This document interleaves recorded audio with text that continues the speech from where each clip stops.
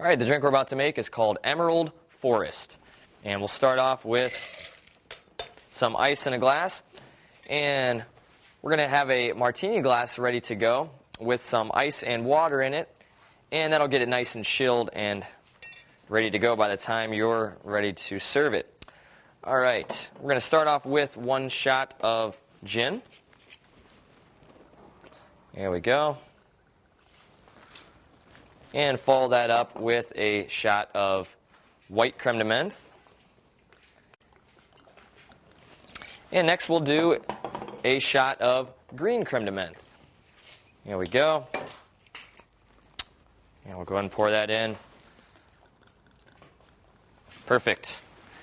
Now we're going to mix this up real well. All right. We got a nice green color. And this is going to come out real pretty. Get your martini glass and strainer and pour it in. You have yourself an Emerald Forest. Bottoms up.